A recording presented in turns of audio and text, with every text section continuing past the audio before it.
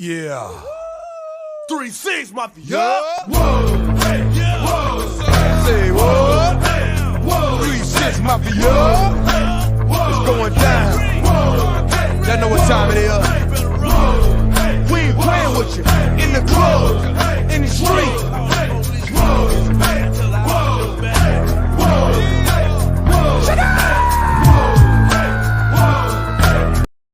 Ladies and gentlemen, welcome to No B.S. Season 3, Episode 5.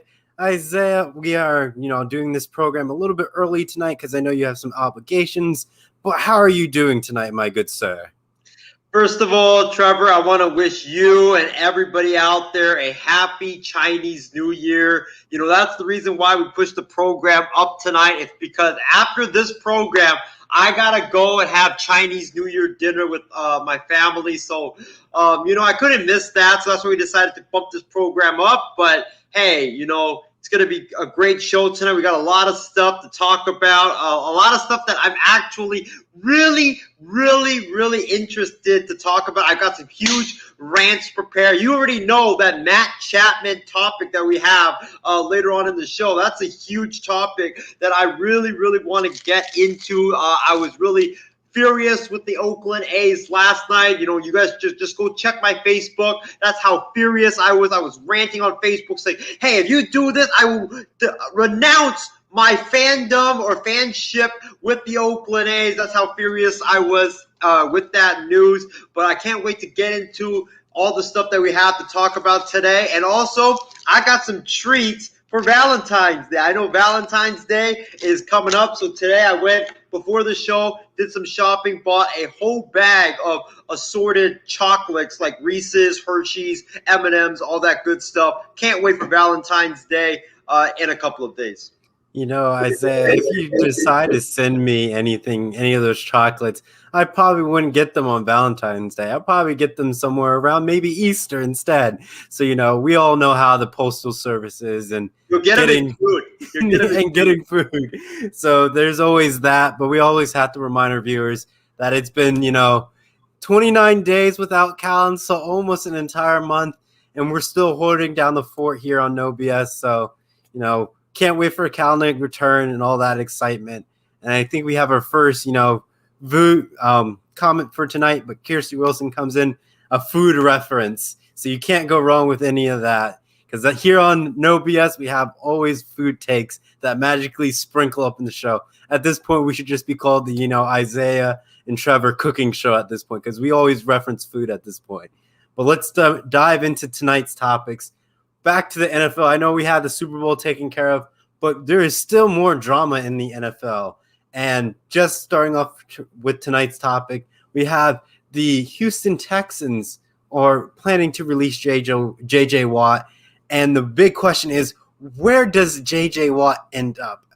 Isaiah, I know you have this prepared rant. I know we talked about this post-show, but where do you think J.J. Watt should go to? And I'll put the camera on you so the viewers can have a good, surrounding and feeling about your take.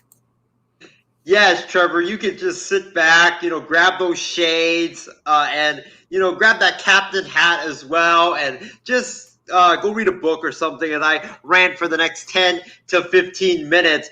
But, Trevor, my reaction to J.J. Watt getting released this morning by the Houston Texans was I'm not surprised that J.J. Watt departed Houston because I thought that it was inevitable that he was going to leave Houston because the Texans are tearing everything down and wanting to start fresh this offseason. And J.J. Watt, he's an aging veteran and he deserves to go somewhere to try to win a championship as opposed to be a part of another rebuild once again.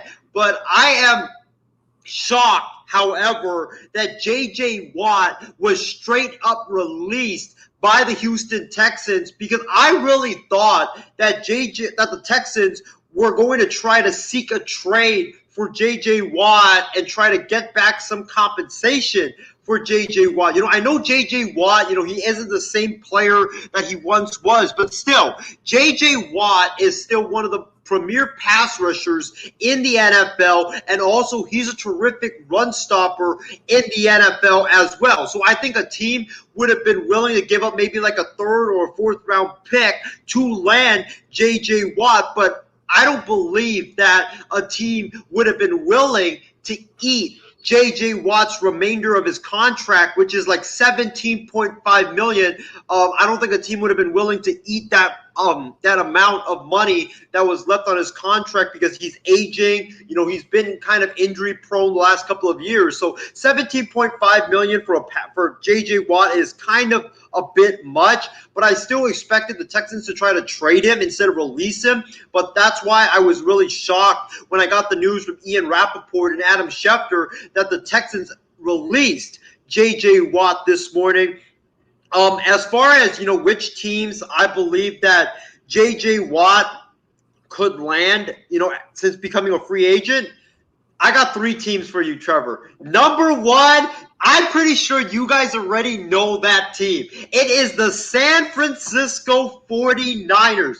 John Lynch, Kyle Shanahan, if you guys are watching this show right now, I want y'all to stop watching this show and get on the phone with J.J. Watt's agent right now and try to iron out a deal and get him to the Bay. I've been wanting J.J. Watt in a red and gold jersey for the last 2 years. It makes a lot of sense because Dee Ford, the 49ers' other pass rusher out opposite of Nick Bosa, he's been consistently injured, and he's been really injury prone ever since the 49ers got him on a massive 5-year deal to pry him out of Kansas City. And now Dee Ford has a chronic back injury, which I really don't even know if he's going to be able to play football once again. So the 49ers are going to need a new edge rusher opposite of Nick Bosa to make the gold rush work. And I think that J.J. Watt, I think that he would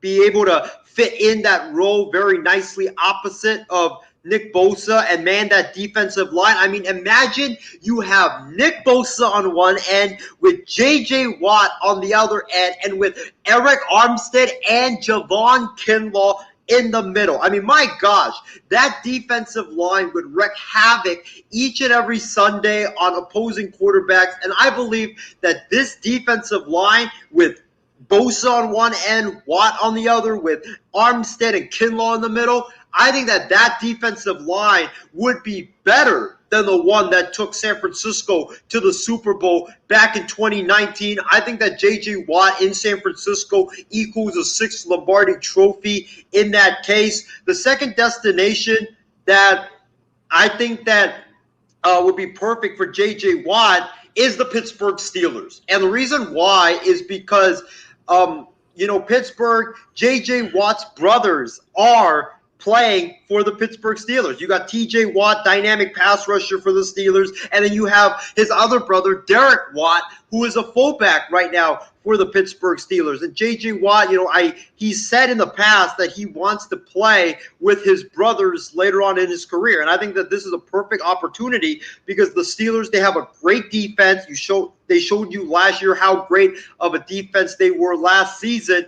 And, they are a team that can compete for a championship right now. Big Ben is coming back. They got that great defense. We don't know what's going to happen with Juju Smith-Schuster, but they also got Mike Tomlin. They've got a lot of stability in that Steelers organization. So I think Pittsburgh would be a great fit for J.J. Watt. However, Pittsburgh right now is $10 million, over the salary caps. So they're going to have to try to make something work. They're going to have to do some maneuvering in the salary cap, but I trust that front office. I trust Mike Tomlin. I trust Pittsburgh to try to somehow make it work if J.J. Watt ultimately opts to go to Pittsburgh to try to play with his brothers. And the last destination that I have for you, Trevor, it might seem like a big surprise. If this don't you dare say it. The Denver Broncos. No, it is actually not the Denver Broncos. This might be the first time when we're talking about free agents and their potential destinations that I'm not going to mention the Denver Broncos. Yes, Trevor, I see that look. I am not mentioning the Denver Broncos. And that team is the the Super Bowl champion Tampa Bay Buccaneers. And hear me out, Trevor. The reason why I say J.J. Watt could be a good fit is because J.J. Watt wants less money. He's willing to take less to go to a team that is contending for a championship right now. And the Buccaneers, they have JPP on one side, they have Shaq Barrett on the other, but Shaq Barrett is a free agent, and he wants to break the bank with his next contract. I mean, the guy's like 26 years old. He wants to get a monster payday. So if you're the Buccaneers, why not switch, or swap out Shaq Barrett for J.J. Watt, and you can save a whole bunch of money. Instead of paying a guy $25 million per year, you could pay J.J. Watt maybe like 10, 15 million per year, save about 15 million, which you can use to go sign Chris Godwin and bring back Ndamukong Suh and bring back all the other big free agents that you have. So those are the three destinations that I think would be perfect for J.J. Watt right now. Isaiah, you do have some great teams where J.J. Watt can end up landing, but the question is he going to be healthy enough to be a key factor? Because like you said, the 49ers and Bosa with Nick Bosa.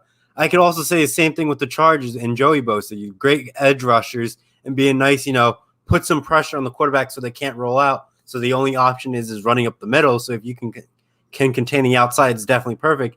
And like you said with Tampa Bay, that is kind of a bit of a stretch because of the salary cap that they're going to run into. So if they can't really get him, I understand that like you said, J.J. Watt is going to take less money. But at the same time, it's that salary cap. It's not going to be enough to keep that entire Super Bowl winning team together in that sense.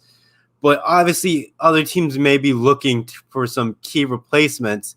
Maybe Washington might want to go more defensive heavy and just continue to build it up because they have Chase Young as an outside rusher. Now you have J.J. Watt. Now the Redskins defense has been pretty solid, though their offense wasn't pretty last year.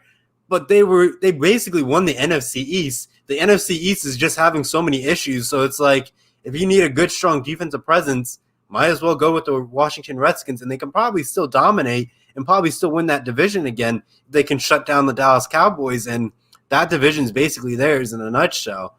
But floating around, like you said, with Pittsburgh, definitely a good combination.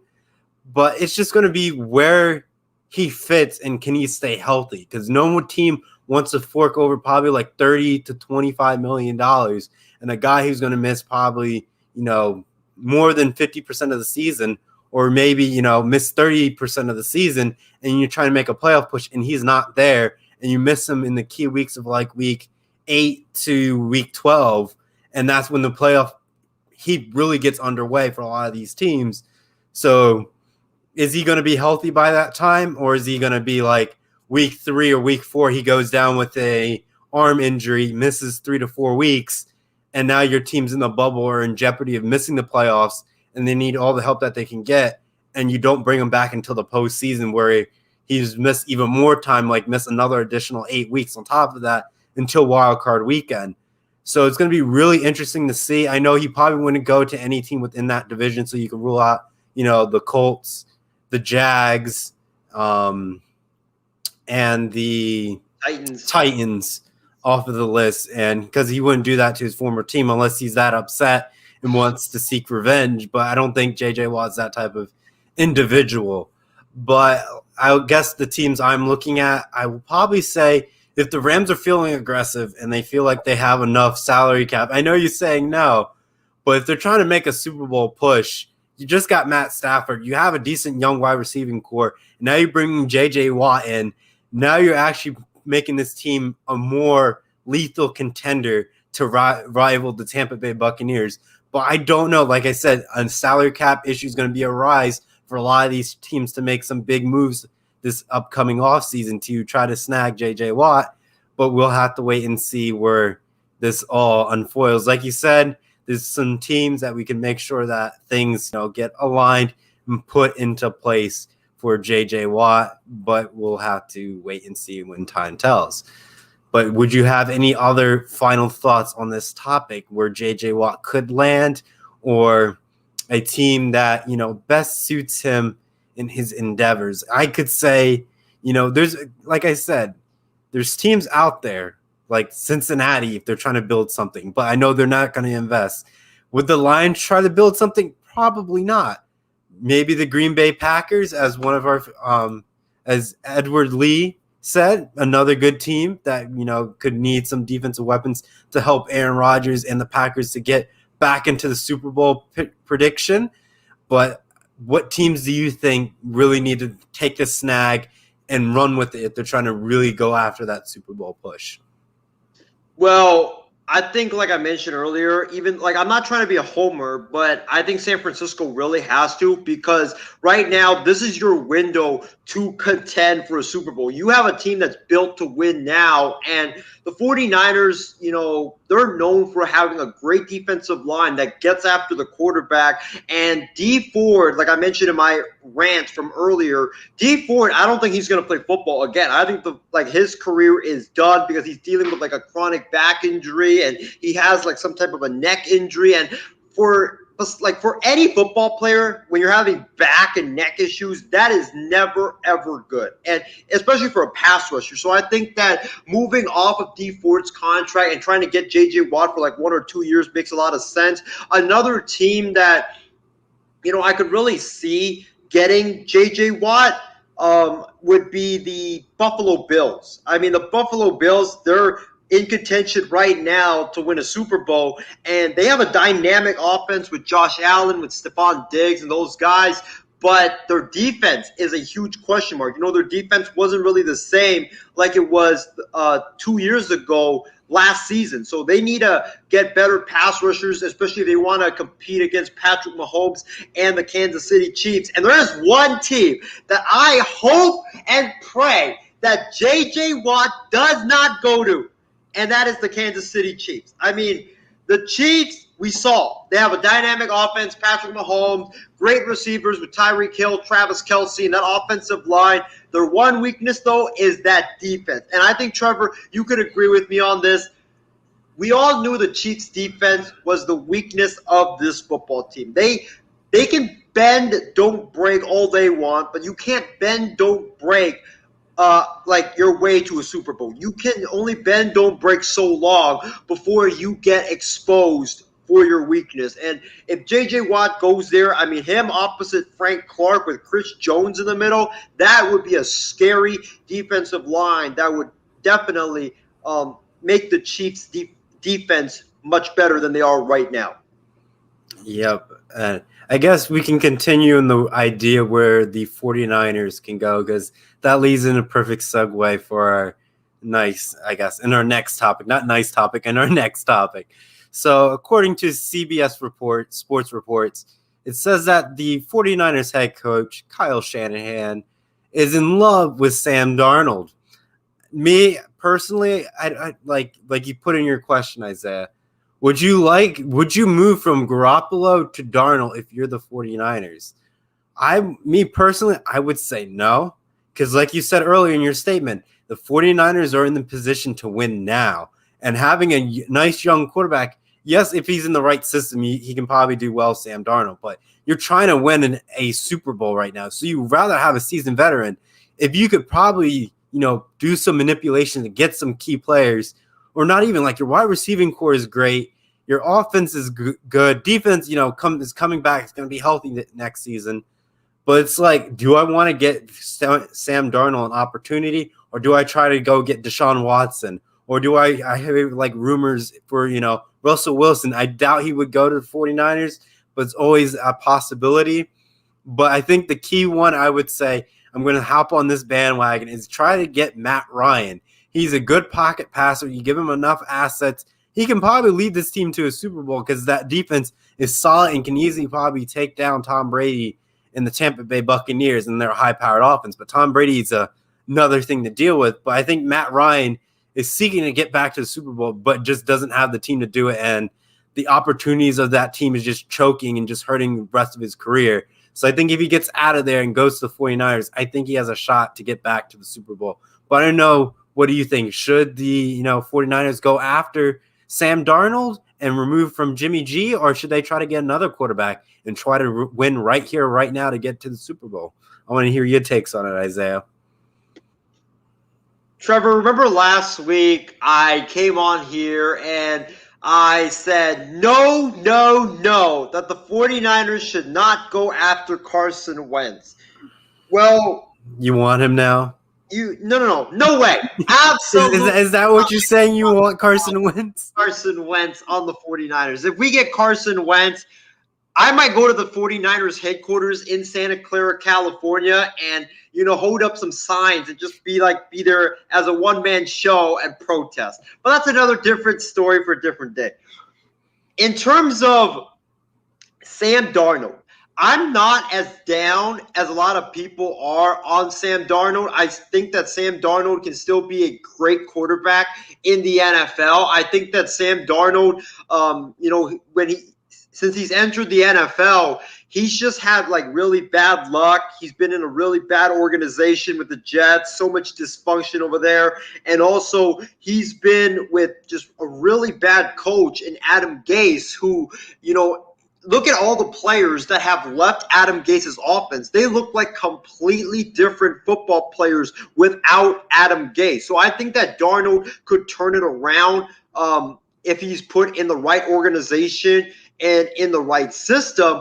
But when I look at this move, if I'm the 49ers, I am definitely not giving the Jets my first-round pick to get Sam Darnold, because I think that Darnold's stock is really low right now, and if you give them your first-round pick, that is just absolutely ludicrous. But I would consider maybe trading a second-round pick or a third-round pick, because the Niners have a boatload of second-round picks and third-round picks to get Sam Darnold as my quarterback and move on from Jimmy Garoppolo, because I think that Darnold in Kyle Shanahan's offense, his quarterback-friendly scheme, I think he would be able to thrive.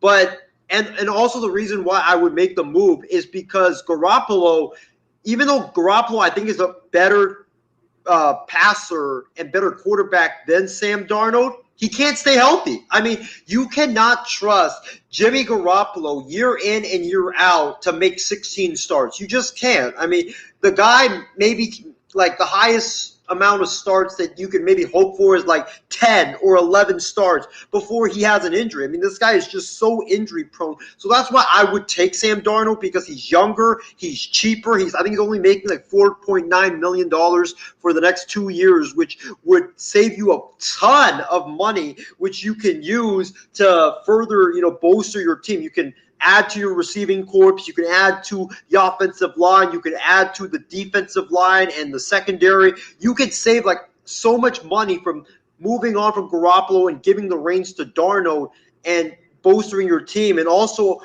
I think another thing is that Sam Darnold, he's just younger. I mean, that's why I like Sam Darnold. He's a younger quarterback. He's cheaper. Plus, he's not injury prone. I would do it, but only for the right price. If the Jets are asking for a couple of first-round picks like Matthew Stafford the Lions got for Matthew Stafford, no way in hell.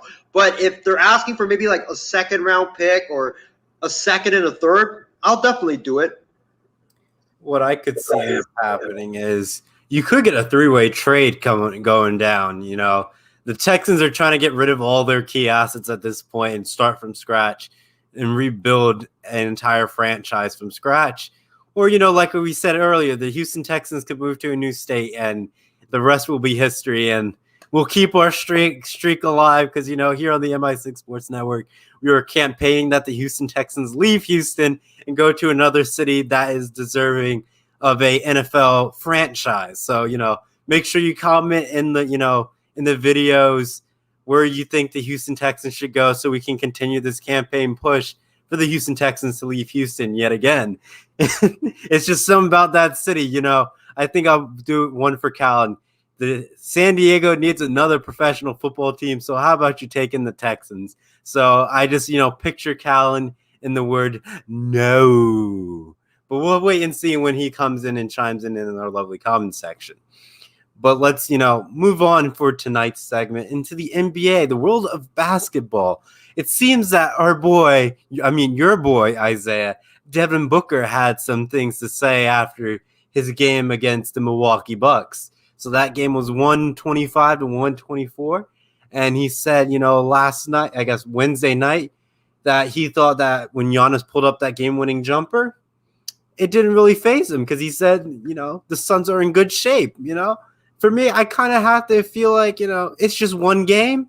You took care of business and you move on, You got nothing to lose in the early stages of the NBA. So it's definitely a good confidence booster for the Phoenix Suns. Like I said earlier, when they got Chris Paul, they're building something that can be magical this season to be a playoff contending team. And like I said, they don't have to win the playoff series. They just have to get there. And it's started something great on their hands. If they win this series and upset a really good team, they're probably going to be a 7th or an AC. If they upset the Lakers or upset the Clippers or upset anybody else in the top 3 in the West, it's going to be an eye-opener. And people are going to stop hopping on this Devin Booker bandwagon like you did before this hype was even a reality. So you can say you're the first fan to really say that Devin Booker is really changing the franchise of the Phoenix Suns with the help of Chris Paul. But I want to see your thoughts on this. What do you think? Do you have an issue with, Devin Booker saying that statement that, they're in good shape against, the Milwaukee Bucks in that sense? Well, Trevor, first of all, let's get something straight. That was a total diss by Devin Booker towards Giannis Antetokounmpo. Devin Booker, when he said that statement, he said that when Giannis pulled up for the game-winning jumper, that he thought the Suns were in good shape. He basically said that he thought that Giannis was going to miss that shot. That's basically what he said. I have no problem with what Devin Booker said because it's the truth. Giannis Antetokounmpo is not that great of a shooter. Giannis is a career 52% shooter from the field and a 28% shooter from three-point land. His game primarily relies on him driving to the basket and bullying his way by his opponent to the cup. So anytime you get Giannis to shoot a jumper or take a three to potentially tie or win the ball game, it's a good thing because more likely than not, he's not going to make that shot. The analytics, they favor you. On the other hand, however, if it's like Stephen Curry or Klay Thompson or LeBron James, Devin Booker should absolutely be worried. But this is Giannis Antetokounmpo. Right now, Giannis, even though he's a great basketball player, he's not a good shooter right now. And if I had to bet on him making a shot, like a jumper or a three, to either win the game or tie the game, I would bet on him missing the shot. That's just how unconfident I am in Giannis and his shooting. So you're telling me Giannis is overrated? Is that what you're saying?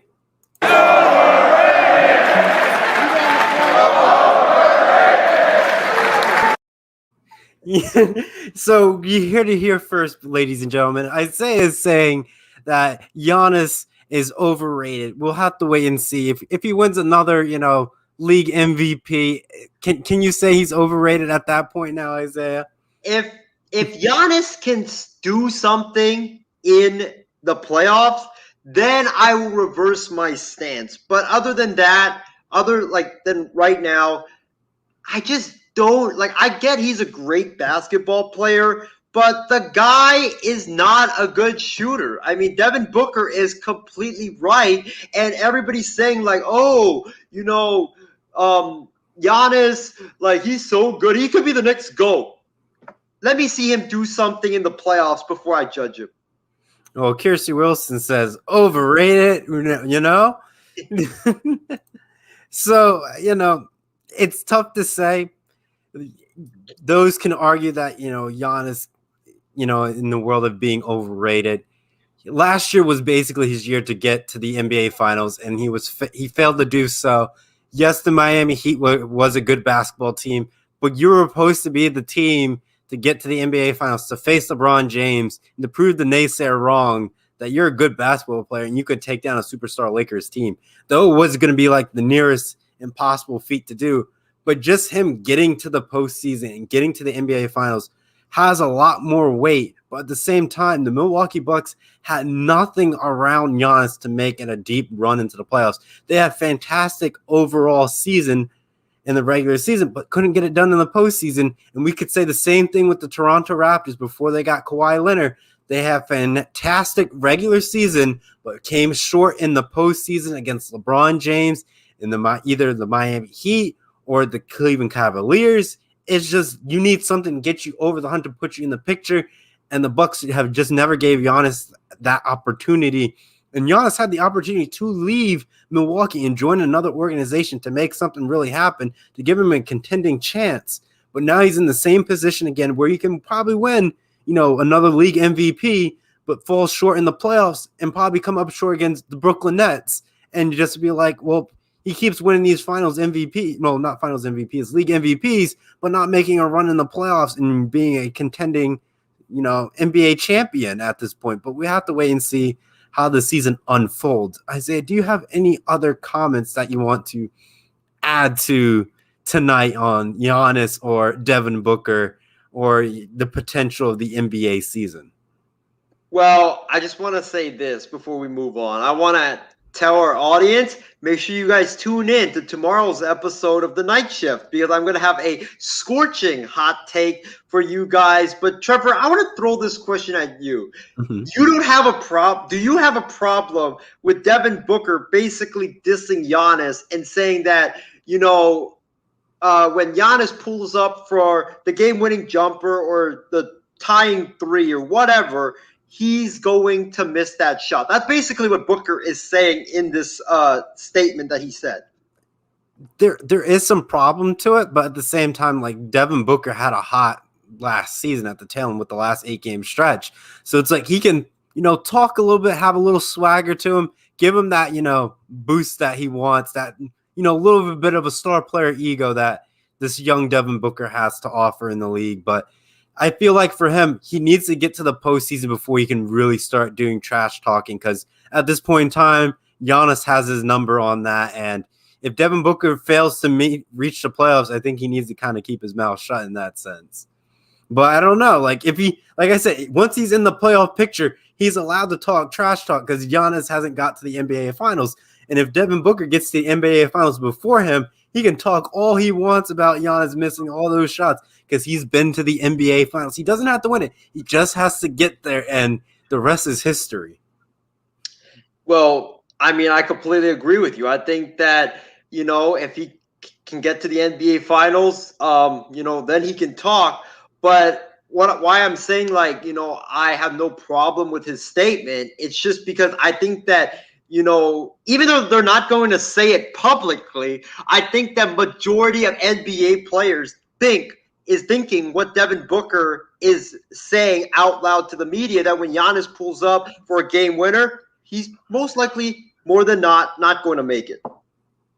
Yep, and I guess we can move on to our next NBA segment. So the next NBA segment is looking back to, All-Star Weekend for the NBA. And the NBA is in talks of doing a slam dunk competition at halftime during the All-Star game. Because I know with COVID, the All-Star Weekend's a little bit shorter to only one day. But at the same time, it's going to be very interesting to see how it unfolds. Me personally, you can do a slam dunk competition, but it's just how many rounds can you get done? How many cool dunks you can get in during a 15-minute halftime show? Is it only going to be the best, top 3 dunkers and see, what ends up unfolding? I just don't think you have enough time to get really creative dunks in 15 minutes, though they could be working up great ideas, but I just don't think the slam dunk competition should be at the, halftime of the All-Star game. But I want to hear your takes on that, Isaiah. I think that this is an utter stupid idea. And the reason why is because what are you going to do if you're the NBA, right? You already have the players that are going to be going down for the All-Star game. So are you going to pull them out after they're done playing the first half and have them participate in the dunk contest? Or are you going to have another set of guys that are going to be the ones participating in the dunk contest? It just makes no sense whatsoever. I mean, you could potentially be risking injuries by having some of these players that are playing in the All-Star game but participating in the dunk contest. They could, land wrong, or they can, twist something, and then they would be out for a long period of time. I just don't like this. I think that the NBA, if you're going to do an all-star game, you might as well just do an all-star weekend where you have like 3 days. You have like some players participate in a three-point shooting contest, other players participate in a dunk contest, instead of like doing this at halftime. I just think that this is too rushed, and the NBA is just trying to cram everything into one day, and I could foresee disaster happening if they do. Yeah, we got James Gonzalez in his comment, and it's just like the slam dunk contest, in his opinion, has been awful lately. Yes, there's not been that much of a thrilling dunk competition where it's like something cool appeared. Yes, I know at one point, different things happen over the years, but like in most recent memory, there's only like a couple of, dunks that I can remember off the top of my head.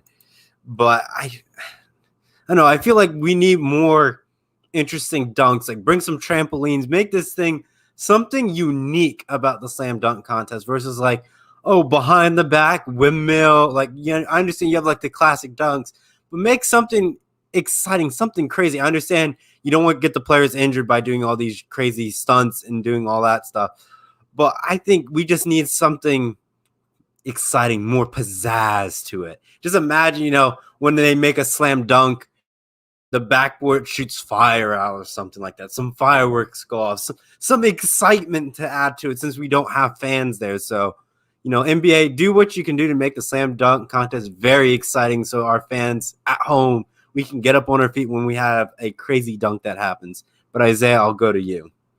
How would you fit a dunk contest into 15 minutes of halftime? It really, You can't.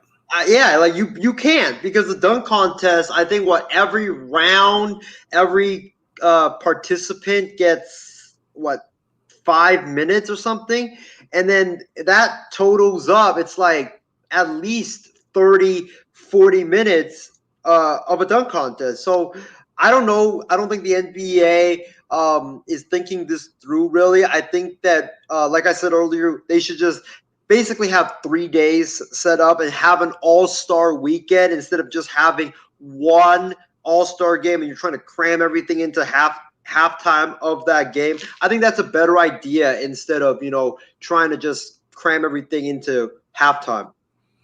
Yeah, and James Gonzalez has another one, says that the slam dunk participants, are usually not the stars, so it could work out. So I think you definitely have something there as, a backup stars come through and you can see some crazy good dunks. But I see you have a comment as well, Isaiah. Yeah, the only issue with that, though, is that I read somewhere that the NBA, with this all-star game that they're going to do, they're only going to bring like 30 players, I think, like 15 on both sides, to that place, to Atlanta, where they're having the all-star game, because they think that if you bring 30 to maybe 35 players for the all-star game and bring that little players, it's easy for them to keep an eye on them and make sure they're not breaking any rules with COVID and stuff like that. And, it's easier for them to quarantine as well. So if you're only bringing like 30, 35 players, then I'm guessing you're going to have to pull some of these guys from playing the game after the first half, and then they're going to have to do the dunk contest at halftime. So it just really makes no sense. I much rather prefer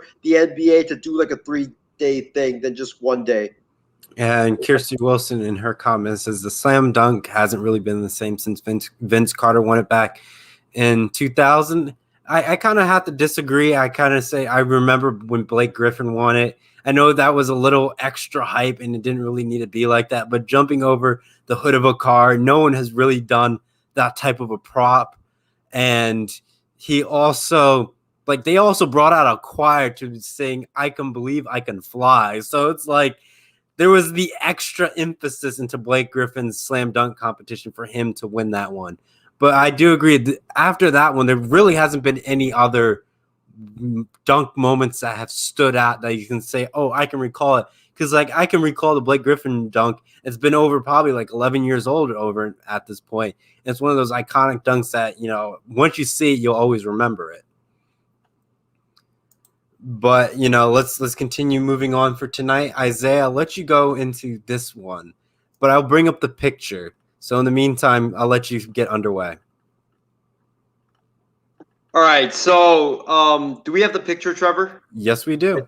So, the question for this topic is: out of all these players, we've got Zach LaVine, we've got Mike Conley, we've got Zion, we got Jaylen Brown, Colin Sexton, and Malcolm Brogdon.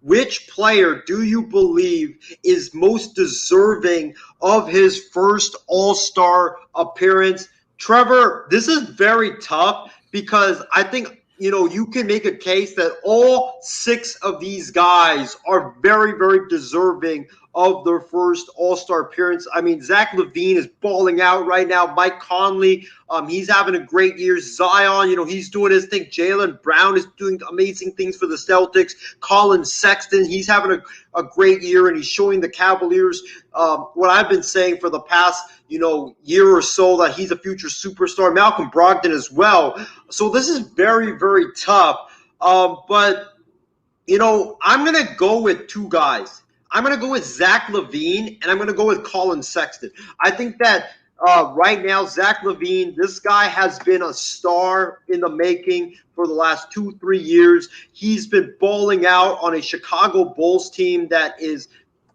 really, really bad, and he's just putting up really good numbers. I mean, when you look at what he's doing right now, the guy's averaging 28.2 points per game. He's got 5.3 assists per game, shooting 51% from the field, 42% from 3, 86.3 from the free throw line. I mean, this guy's just balling out right now, and he deserves to finally, get that recognition that he deserves and be put into the All-Star game. And the other guy is Colin Sexton. You guys know how enamored I've been with Colin Sexton. I've said from the beginning that I think that this kid is a superstar in the making, and this kid is just balling out for the Cavs. He's averaging 22.7 points per game, played in 21 games, and in the 21 games that Colin Sexton has played, in 18 of those 21, he scored at least 20-plus points in 18 of those 21 games. My apologies. That he's played for the Cavaliers, something that LeBron James and Kyrie Irving has not done or didn't do in their first 3 years with the Cleveland Cavaliers. Sexton's shooting 48% from the field, 42% from 3. He's just really improved as a scorer for the Cavs this season. And, the Cavaliers, they've gotten off to a really good start. I think they're like 10-14. They've dropped 4 in a row, but still, the Cavaliers, they're playing at the rate that nobody expected coming into the season, and it's very, very impressive. So I'm going to go with Zach LaVine and Colin Sexton as my 2 players that I think deserve their first All-Star nod. Isaiah, I will agree with you of 1 out of 2 of those players. The one I agree with you is Colin Sexton. He's definitely been putting his time and effort in the Cleveland Cavaliers. I have him for fantasy. He hasn't disappointed me yet. So he definitely has the right to be a part of. Stole him from me. I know, because I know you were talking about him. I was saying, let me just ruin Isaiah's night in our fantasy basketball. And I'll just take Colin Sexton away from him. And so I did. And thus is history. And my team is doing all right in the MI6 Fantasy Basketball League. And my second one that I'm going to go with is Zion. Zion has been put in the dark corner now. Like, his hype has faded away, but he needs to get back in the limelight to be that star, the attraction that everyone wants, that nice big man on their team to continue to contribute. I know last season he had injury, and then the season got abrupt because of COVID, and he hasn't really had the opportunity to truly shine like a star that he could become. So I think if he continues to keep this heat going and all this momentum behind him, I think Zion will probably, get his opportunity to become a all-star if he continues to put in that good work. But I will go to you, Isaiah, before we move on to our MLB segment. But, any other players you should, try to vouch for and say, I will give them the opportunity to be a part of All-Star Weekend and be on that first All-Star selection. Well, looking at this list, I've already mentioned Sexton. I've already mentioned Zach LaVine. When we look at the Western Conference, right, the choices here are Mike Conley, Zion Williamson. I think Mike Conley also deserves a nod too, because the Jazz have been playing really good basketball right now. They are the number 1 seed in the Western Conference. I mean, I don't believe anybody coming into the year thought that 22 games in, that the Utah Jazz would be the number 1 seed in the Western Conference. I mean, they're playing outstanding basketball. Mike Conley he's playing he's averaging 16.5 points per game, shooting 45% from the field, 41% from 3, being a difference maker alongside Donovan Mitchell on that Utah Jazz basketball team. So I think that just based on what the Jazz have done and getting to that number 1 seed in that Western Conference, I think that Mike Conley deserves a nod over Zion, because I'm going to go, the NBA last year, it was down to Chris Paul and Devin Booker for that final spot in the All-Star roster in the West. And the NBA chose Chris Paul, even though Devin Booker was averaging 10 more points per game on a nightly basis than Chris Paul. They chose Chris Paul because he was winning more games than Devin Booker. So I'm going to go based on the league's logic. If you're going to go based on that logic, then I expect Mike Conley to be chosen over Zion. Even though Zion's having the better year, it's because the Jazz are the number 1 seed in the West right now, and Zion's Pelicans, they are I think they're 10th or 11th in the West. So based on the league's logic, you got to go with Mike Conley over Zion to get his first All-Star nod. And James Gonzalez's comment is he wouldn't mind, Conley Jr. getting in. 3 Jazz players in the All-Star game this season is deserving. So we have to, see what the committee wants, what the fans want, and by the time March rolls around, we'll see what we get by All-Star Weekend and see what our predictions are right. But Isaiah, we will now move on to the MLB segment, where I will let you take the show away. So, Trevor, our MLB topic for tonight is the news that dropped last night that the New York Mets have talked to the Oakland A's about a potential Matt Chapman trade. And ladies and gentlemen, Trevor, I think you should just put the camera on me right now and, put your shades on, put your captain's hat on, and just chill for a bit, because I think that you know it, buddy. You know it. Yes, I think that this rant is going to be a long one, because I'm really heated at the Oakland A's and what they're doing right now. So, Trevor, last night I was just sitting in my chair drinking a nice, hot, soothing cup of Vietnamese hot coffee, which I recommend to everybody out there. I was drinking my cup of Vietnamese hot coffee when I was scrolling through the latest news on my phone's feed, and I stumbled upon this news, and I read the entire article, and I immediately became incensed and utterly disgusted. It's just another spear to the heart of the many times that this organization has let me down. Why are the A's even contemplating this? Not even making the trade. Why are you even considering this potential trade? Why are you even talking to teams about trading Matt Chapman? It makes no freaking sense whatsoever. The Oakland A's are a notoriously cheap franchise. This is the same franchise, ladies and gentlemen, that when the pandemic first hit, they couldn't even afford to pay their minor leaguers. That's how pathetic of a franchise the Oakland A's are. We aren't talking about paying the minor leaguers 10 million, 15 million. No, we're talking about paying these minor leaguers about 300,000 to 500,000 per player, and the Oakland A's, they still couldn't even pay those players that amount of money. That just shows you how cheap of a franchise the Oakland A's are. Matt Chapman.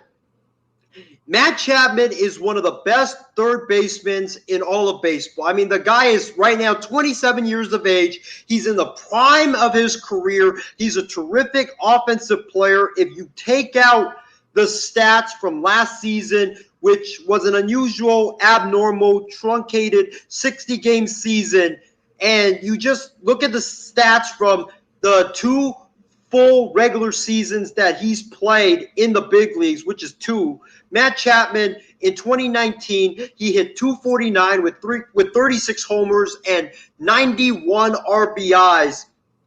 And in 2018, Matt Chapman hit 278 with 24 home runs and 61 RBIs. He is a tremendous power hitter and a great run producer as well. He's the perfect middle of the lineup bat that you need to contend for a championship. He's also an unbelievable defender at the hot corner. In both years, 2018 and 2019, Matt Chapman was given the Platinum Gold Glove, which is an award given to the best defender at his position. He is a terrific defender. He's a terrific offensive player. And, you know, the guy I think this season could be in the running for MVP. That's just how good of a player Matt Chapman is. Unfortunately, though, many people don't know who Matt Chapman is because he plays in a small market in Oakland. But trust me, ladies and gentlemen, Matt Chapman, or Chappie, as we call him here in the Bay Area, is a superstar. Matt Chapman is under Oakland A's team control for the next 3 seasons. You know, Major League Baseball, they have this rule that mandates that you have to have 5 years of service time before you can become a free agent and get that lucrative multi-year deal that you deserve. And for the first 5 years of your career before you become a free agent, you're only making like $1 million to $4 to $5 million per year, depending on your status as a player. Matt Chapman, I guarantee you, if he were to go on the open market right now, he would make at least $15 to $20 million per year. The A's damn sure could not afford that. So they are lucky as hell that Matt Chapman has not surpassed 5 years of service time, and he's still under contract with the club for a minimal price for the next 3 years. It just makes no sense whatsoever for this poverty-stricken franchise to trade this guy when he's one of the best players in all of baseball and he's only making minimum pay. I get the fact that there's a tradition in Oakland where every 5 years, you know, the A's, they trade the core that they have and they break it all up because they can't afford to pay those players, so they have to trade them away and get some assets back. But right now, the Oakland A's, they have a young core right now that is primed to contend for a World Series. You have a core of Matt Chapman, Matt Olson, Jesus Luzardo, Chris Bassett, Sean Manaea, Sean Murphy, and a bunch of other young, phenomenal baseball players. Last year, the A's won the American League West Division title for the first time since 2013. They made it out of the wild card finally for the first time since 2014, and they made it to the American League Division Series. These guys are young, they are hungry, and they are just scratching the surface of their potential. It literally makes no sense for you right now to tear this core apart when all of these guys that I just listed are under team control for the next 3 to 4 seasons and are making minimum pay. It just makes no sense, and it boggles my mind completely why the A's would even entertain this when this core, like I said earlier, is only scratching the surface of their potential. Like, I get trading them maybe like 2 years down the line when they are about a year away from free agency, but you don't do it right now. You just don't do it right now. And I cannot believe Billy Beane, David Force, and that A's front office would even consider trading Matt Chapman and maybe breaking up this core that they have right now here in Oakland after like a couple of seasons of great success, even though these guys are still under contract for a long time and they're making minimum pay. Makes no sense whatsoever. Billy Beane and David Forrest, y'all better not do this. I'm telling you right now, you better not do this and trade Chapman and break up this core. I swear, if you do this and you make this move, I will turn in my A's fan credential forever, and I will denounce this team and not be an A's fan ever again. If you make this absolute foolish move and break up this core and trade Chapman when these guys are still under contract and are really cheap right now. Well, our good friend Callan has made an appearance tonight, ladies and gentlemen. So let me read his comments, switch my glorious shades off to read my dear Callan's, post. The A's have already contended for a World Series against the likes of the Yankees, White Sox, Astros, Braves, Cardinals, Dodgers, and the Padres. Good luck with that one, Leong, from Callan. So, Isaiah, your thoughts? Well, my thoughts is that I think the A's they can challenge for definitely a division title. I expect this team to go to the ALCS this year, but we're going to talk about that in our baseball preview show in a couple of weeks. But the A's, you better not do this. I mean, it just makes no sense whatsoever. It would be a foolish move if you decide to do this. And I guarantee you also one more thing before, Trevor, you go back to the comments. Billy Beane and this A's front office and this ownership group, there's right now the Coliseum, the Oakland Coliseum holds 70,000 people. You know how many fans per night the A's get for A's games at the Coliseum? 10,000 people per night. And if it's like a great team that is coming to Oakland to play the A's, maybe we'll get 20 to 30,000 per night.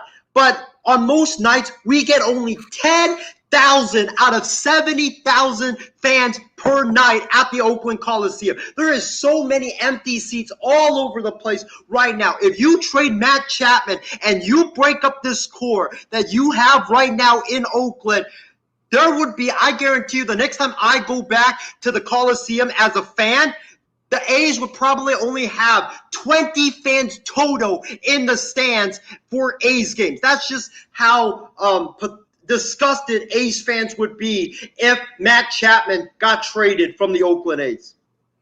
Yeah, James Gonzalez says it's one of the best, make sure they get, Chapman back. Let's see what ends up happening. It's going to be very, very interesting. Yep. If they do trade him to the Mets, you better get back either a DeGrom or a Syndergaard or a high-impact star for Matt Chapman if you're going to trade him with 3 years of control left. Absolutely ridiculous that this story is out there and the A's are even entertaining talks for Matt Chapman. Total disgrace. And Callan comes back in. How many fan cards has Isaiah turned in asking for a friend? Isaiah, we need to definitely keep a record of all the fan cards you turned in and pull back out and saying, I'm a fan again. I'm fully in support of this team. Or it's like saying for the 49ers, he says, I'm canceling this season. I am done. Cancel the 49ers season. I am done. And they have a chance to get into the playoffs. The season's back on, according to Isaiah. So fans, keep track of the number of times Isaiah says he's done with the team, try to turn in a fan card, and try to reclaim it. And probably by the end of the year, we'll probably come up with some prize and probably send it out to y'all for your efforts of keeping track of the number of time Isaiah turns in his fan cards for his teams that he has. Another comment by Callan is, it would be nice if the A's actually had a new ballpark. Wishful thinking. with that city's leadership, that new ballpark would definitely change it and open a lot of eyes in baseball. A lot of these baseball stadiums share the same complex as an NFL stadium. So the reconfiguring of the stadium is not the ideal situation for some of these baseball stadiums, and a lot of the seating capacity won't be used. But, it's just how those stadiums are designed, and just trying to transition between a, Major League Soccer or to the NFL, to the baseball. Those fields go through a lot of different iterations to be able to support the fans that attend those events. And then another one by James Gonzalez. The A's better come up with a solid stadium plan soon, or they should move to Las Vegas. Every team should just go to Las Vegas because, it makes, betting a lot more easier in the world of sports if there's already a sports team there. But that's just going to be our take for tonight in the world of MLB and the show of MLB. But now, ladies and gentlemen, let's move on to the Power 5. Персональный спутник.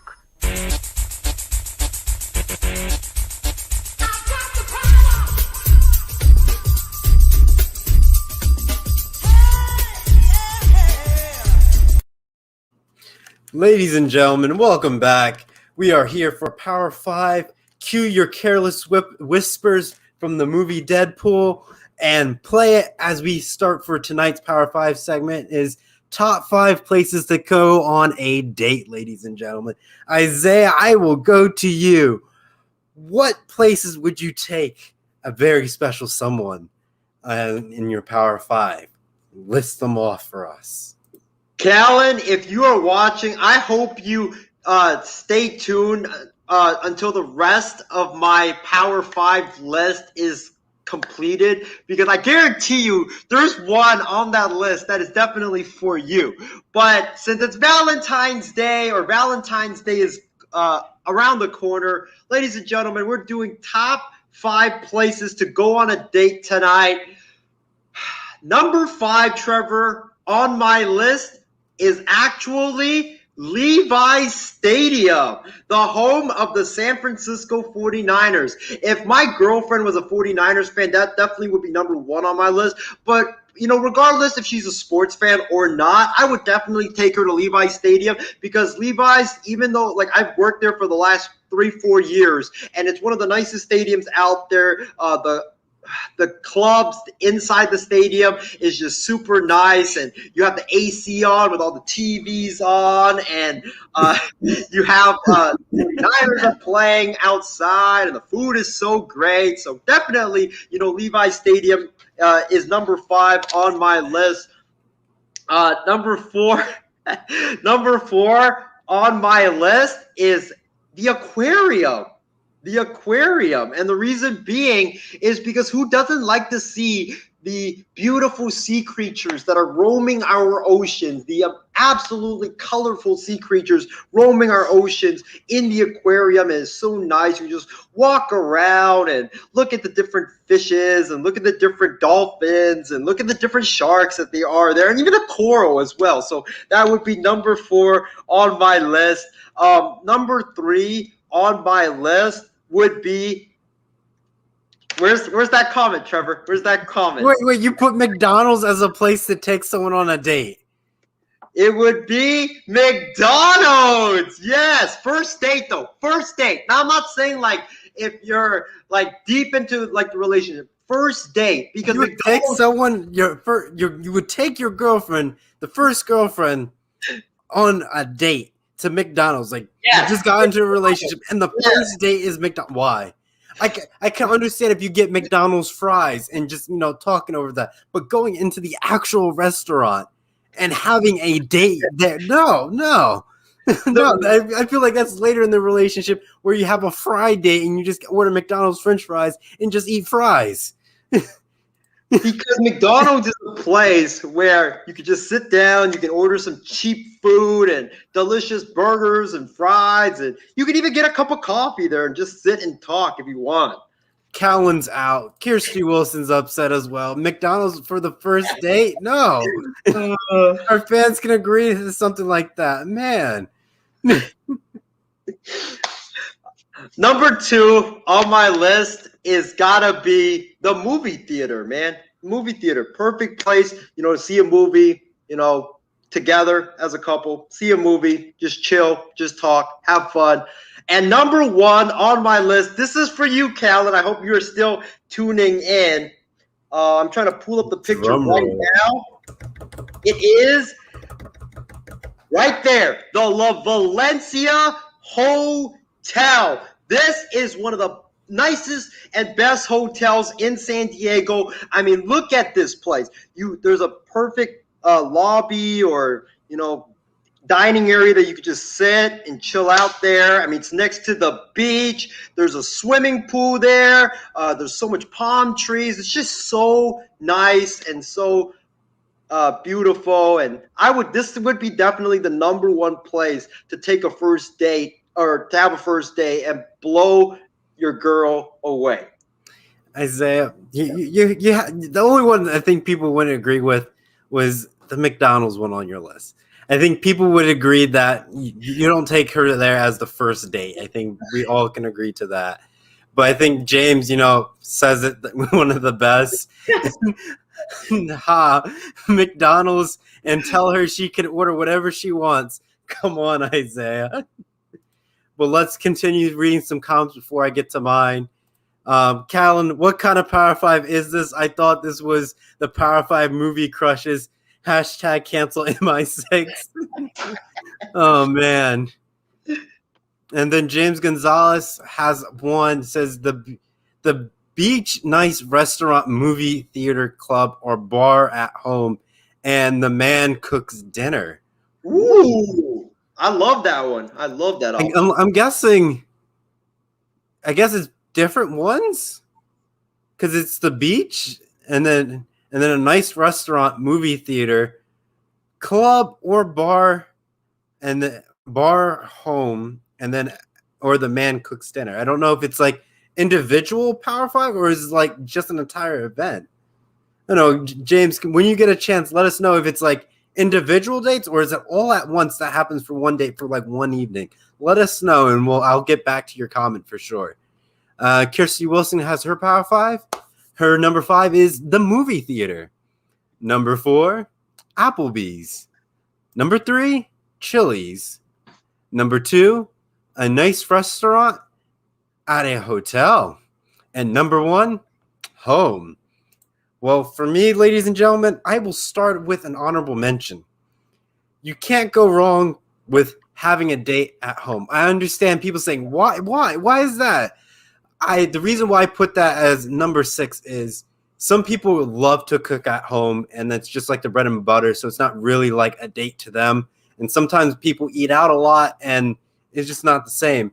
But how I would phrase this is home dinner is more of the lines of you cooking something that you normally don't cook. It's not around like the holidays where you just cook turkey and all that stuff, but like dishes that you love but you don't cook as often. And you convert into a date night with yourself and with your significant other and just, spend time having a good time in the kitchen cooking your favorite dishes. And then once that's all settled down, you eat, have a candlelight dinner, have some nice wine.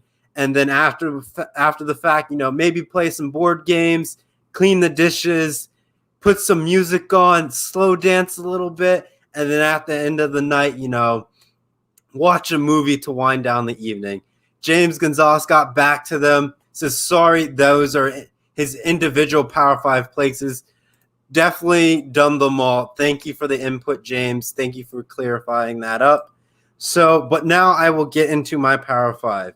My number 5 on this list, Isaiah, is a lake date. So you go out to a middle of a lake, have a nice sun umbrella as the girl holds it, and you have your picnic basket, and you row the boat out to the middle of the lake and just have lunch at a lake.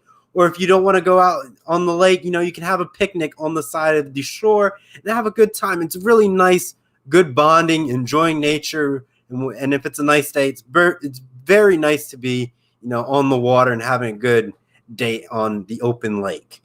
Number 4 on this list, I know you said movie theater, but I can top it. we're going to go back to like the 1950s and 60s, the drive-in movie theater. You get nice and comfy, you lay your blanket down, and you watch the big screen at the drive-in movie theater. It's a classic Hollywood date moment, and I can't believe you left it off. I understand drive-in movie theaters are hard to come by nowadays, but I think in the world of COVID, I think we could start seeing a world of resurgence of drive-in movie theaters, because you can keep people socially distanced and still watch a good movie. So we could see a surge of drive-in movie theaters being popped up and just having a giant billboard where they can just screen something and people can socially distance and watch. So fingers crossed for the comeback of drive-in movie theaters and see what ends up happening. My number 3. Oh, I see you have a comment, Isaiah. Oh, no, I was just crossing my fingers because definitely that's a great idea, Trevor, for drive-in movie theaters to come back, especially with or when COVID, goes away, because I like the idea of you just, parking your car in there with a nice blanket and you sit there and relax and just watch a nice movie. It's perfect. Yep. So number 3 on my list, I have mini golf / top golf. Come on, we all love a good solid date night out the mini golf course, working on the putt, making sure you have that nice perfect hole-in-one. Because in my mini golf experience, I've probably gotten 3 hole-in-ones and probably had 2 of those hole-in-ones happen back-to-back on the same course. I was like, yo, I am the king of golf. Give me my green master jacket. I'll be joining Tiger Woods in the Masters Hall of Fame. For that is the case. Top Golf has definitely had, a fun experience. I haven't played it yet, but when I get the opportunity to play Top Golf, I will definitely, give it a try and have a good, good swing and be the best golfer out of my friend group or out of the date night that will go down. Number 2 on this list, if you have the need for speed, go go-kart racing in your day. Who is the better driver? Who can drive the fastest? And you could probably put a nice wager on who wins the race, has to, pick up the check or the tab at dinner. So a little fun competition in the go-kart track. And there's a lot of different tracks that you can be a part of. And it's just so much fun when you do go-kart racing, because you can do a team, and it could be couples versus couples, or it's like the genders versing each other, who's the better gender and stuff like that. So you have very fun attributes to the whole go-kart racing. But the king of kings, almighty dates that will top them all, or one of the tops, I will say, is laser tag. Laser tag is always a fun date experience. You can team up with your significant other, be like James Bond and, or Bonnie and Clyde, and just light it up and just take people down on laser tag and try to see who has the better, score, or who's the better sharpshooter in this instance. And that's why I put laser tag as the king of all dates and the best time to have a great time to be on a date. Isaiah, I will go to you. And before I go to you, James Gonzalez has a comment. And he says, when we could, amusement parks is a great place for this Power 5. And I agree with James as a good spot for sure. Isaiah. First of all, I think you just blew away my entire list. I put in some time into this. I was talking to John Alcorn when I was coming up with it. But when I made the list, I only had the first 2 spots because I didn't know how to finish the last 3, because there was just so many different ones I could put in there. But true. I finally came together before the show, and I put down this solid 6-person, I guess, not person list, but 6 date items that I would do on a date. So when you brought up the picnic at the lake, you gave me another or an honorable mention to add to my list, and that is, let me pull up that picture, a picnic here at Jack London Square in Oakland. I mean, you could sit on the grass, have a picnic there, and just look out with the lake and the boats there. I mean, it's just a perfect scenic view to have a picnic there. So definitely this would be a great honorable mention for a first date. All right. Before we go into our final thoughts, Calvin posted in the comments, this is Disneyland will always and forever is number 1, and there isn't 4 other places that come close. Kellen, we did amusement. Does it come close? We did amusement park rides. Oh, I guess before I get into that, it says, Isaiah, you literally said a fast food place was one of the best places to go on a date. Trevor is better than Isaiah and isn't even close. It's about as good as Isaiah saying fantasy basketball would be a cakewalk. Oh man. And Kirsty Wilson says, I should have mentioned that the beach in Florida is a nice place to have a picnic. But before I let you go, Isaiah, I think the place that Callan said about Disneyland, I will bring it back up. The best place in Disneyland to have a date is riding the Small World. That's because I know Isaiah made that his number one amusement park ride. So Isaiah would take his girlfriend on the Small World ride as their first date experience. I should have put that number 2 on my list. I mean, I completely forgot of it. That's such a perfect place for a date. Like, I would literally, and I hope Callan, I don't know if he's watching or not, I would ride the Small World like when I went to Disneyland, I ride it like at least 8 to 10 times over a 2-3 day weekend. I mean, that's how much I love that ride. But kind of glad that Callan is not on the show tonight to roast me about that. I feel like he's missing out. So the day that he comes, I feel like he's gonna have a long roast session for you, Isaiah. So be prepared in August when he comes back, and you're gonna get grilled, my friend. You're gonna be grilled, then grilled chicken. That's all I have to say. But now let us move on to our final thoughts. All right, Isaiah, we have come to almost an hour and 16 minutes on the show. It's been a fantastic experience, but, as all fun things, happen, everything needs to come to an end. So leave us for some of your final thoughts. Well, Trevor, before I get into my final thoughts, I want to take the time to thank our audience tonight for tuning in. I want to thank Christy. I want to thank, Callan for, even though he's been really busy with his work schedule and announcing games for USD and the Gulls and, all the other teams that he announces games for. I mean, he still takes the time to tune into our show. So really appreciate you, Callan. Really looking forward to when you get back to doing programming with us. Believe me, I have that date circled or potential date circled on that calendar. I also want to thank James Gonzalez as well as, let's see, I think we had a couple more. James Gonzalez, Ishmael Lancaster, Edward Lee as well for tuning in. We really appreciate you guys. Thank you guys so much for the love and the support. But Trevor, my final thought for tonight's show is, I want to talk about the big news that really came down today, and that was the Oregon starting quarterback, Tyler Show, is transferring from Oregon, even though he started all 7 games. Like, I really don't understand that move. I mean, you're playing for one of the premier teams in the Pac-12, a team that is most likely every year to be involved in college football playoff discussion, and you're the starting quarterback. You had a good season, and you're deciding to transfer. I really don't understand. Wish him nothing but the best, though, but I don't understand why he made that move. And, last final thought that I have is, I know Valentine's Day is around the corner, a couple of days away. So a lot of you guys are going to be eating a lot of chocolate the next few days. So this is my favorite chocolate, the Reese's Peanut Butter Cup. It's delicious. I love the peanut butter inside the chocolate. Really recommend you guys to get this for your significant other for Valentine's Day. I just realized I put it upside down for a little bit there. Oh, it's all good.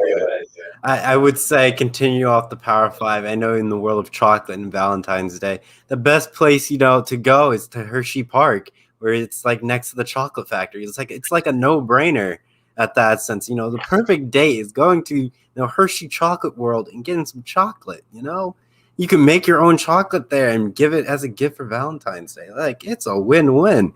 But that is just me. Let me go to some of our fan comments. Kirsty Wilson says if I ever go to Disney, I would just walk around with her husband. So no, in her mind, her husband.